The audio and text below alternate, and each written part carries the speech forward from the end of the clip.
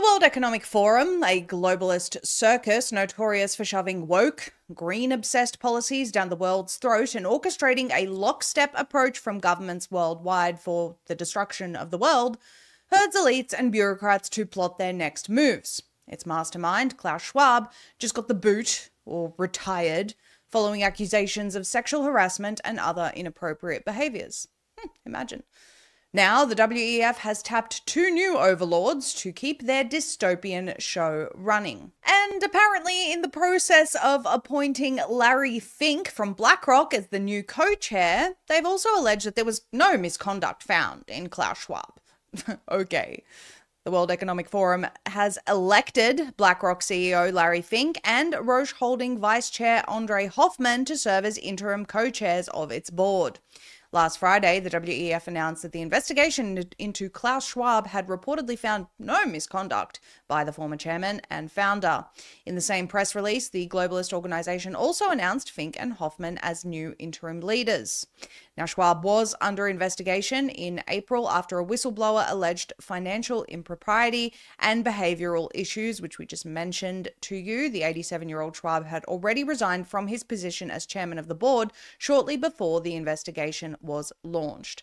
Minor irregularities stemming from blurred lines between personal contributions and forum operations reflect deep commitment rather than intent of misconduct, the WEF stated in regard to the allegations made against Klaus Schwab and his wife, Hildy. Following a thorough review of all the facts, the board has concluded that while the organization must evolve toward a more institutional model, there is no evidence of material wrongdoing by Klaus Schwab, the organization concluded. So who better to appoint now that the WEF has investigated itself and found that everything is just fine than someone like Larry Fink, who says we have to force behaviors in order to achieve the goals of the bankers and self-proclaimed elites. Take a listen. You now make a point of that's an investment criteria for you. Well, behaviors are going to have to change, and this is one thing we're asking companies.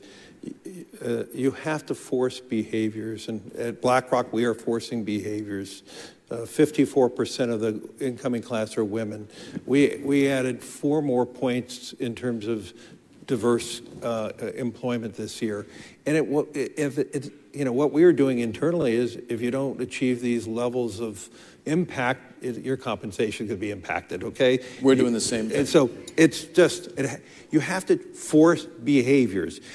And if you don't force behaviors, whether it's gender or race, or just any way you want to say the composition of your team, you're going to be impacted. And that's not recruiting, it is development, as Ken said. And ultimately, it's still going to take time, but I am just as much shocked as Ken is that we have not seen more opportunities. And we're going to have to force change.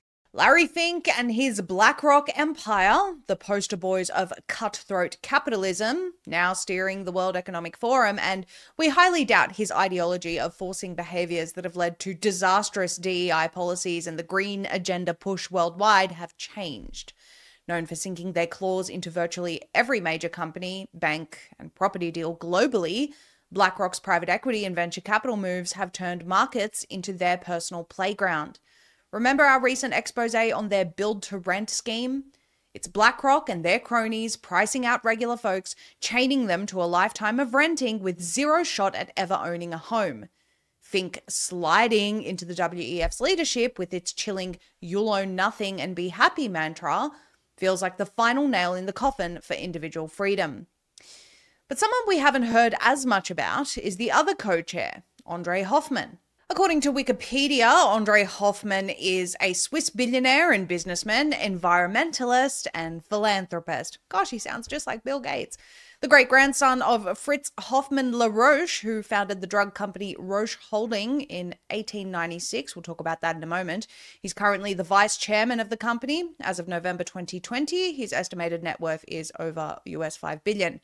As a philanthropist, he's been an advocate for sustainability and environmental protection, serving as international vice president of the Worldwide Fund for Nature, or WWF, from 2007 till 2017. He's also been on the boards of Wetlands International, the global non-profit organization dedicated to the conservation and restoration of wetland ecosystems. Now, I will say here that I don't know about that organization specifically, but generally when you dig into these environmentalists and protecting ecosystem organizations, what it actually is a land grab and an aim to make that land restricted for human use. We go on. It also says that in 1991, Hoffmann joined Nestle UK. 3 years later, he established a family office specialized in wealth management. Nestle, of course, or its former North American bottled water division, now Blue Triton Brands, if you missed our previous reporting on this, has faced significant criticism for extracting large amounts of water for bottling in regions experiencing drought or water scarcity. Examples include California, where complaints of depleted water resources in the San Bernardino National Forest led to a draft cease and desist order from the California Water Resources Control Board, and Michigan, where residents have protested increased pumping from a rural well, according to EcoWatch. Some environmentalists, these people are. As far as his connection with Roche goes, this is the absolute definition of venture capitalism and private equity meets big pharma. According to Wikipedia, Roche was founded in 1896 by Franz Hoffmann La Roche. The company was known early on for producing various vitamin preparations and derivatives. And during the Second World War, Roche collaborated with the Nazi regime in Germany and used forced labor in its German and Polish-based factories. Roche has a super extensive list of corporate takeovers and buyouts worth billions and billions of dollars, and the company is also not immune from controversy. In fact, on the Wikipedia page, it shows us a price-fixing conspiracy as an example of that. Stanley Adams, Roche's world product manager in Basel, contacted the European Economic Community in 1973 with evidence that Roche had been breaking antitrust laws, engaging in price-fixing and market sharing for vitamins with its competitors. Roche was fined accordingly, but a bungle on the part of the EEC allowed the company to discover that it was Adams who'd blown the whistle. He was then arrested for unauthorized disclosure, which is an offense under Swiss law, and imprisoned. His wife, having learnt that he might face decades in jail, committed suicide. In 1999, the firm pleaded guilty to participation in a worldwide conspiracy to raise and fix prices for vitamins sold in the US and globally.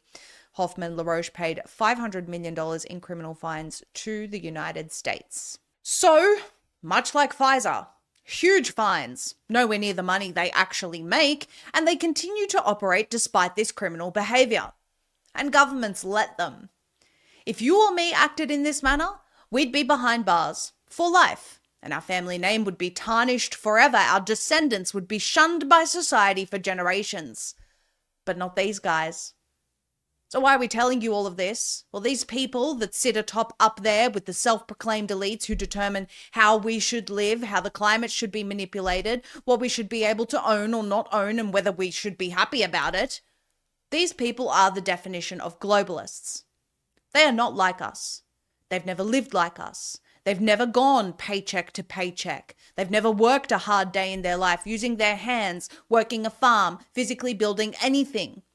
But they're able to continue, somehow, running the entire world and dictating what's best for us and how they're going to force our behaviors to comply with what they've decided sitting in their ivory towers. And they do this, for the most part, in secret. And we only find out after every single government worldwide implements their policies in lockstep without the consent of the people who apparently elected them. Our point here is that nothing has changed. The old guard is still there with some new faces, but the goals of Agenda 2030 haven't moved one iota. Just like you can't shut down the WHO, it's unlikely you'll shut down the World Economic Forum, but even if you did, you'd still have the Club of Rome, Council on Foreign Relations, Trilateral Commission, Bilderberger, Masonic elites, and many other secret organizations around the world that we've never even heard of. In 2025, what seems clear is that there are some responses to the people and that they are listening to the people somewhat. There have been many cases where uproar on the internet and on X and other social media platforms have sparked change. Make your voices heard and pay attention to any elected representatives that are pushing the agendas of these organizations. Do not let them get away with it.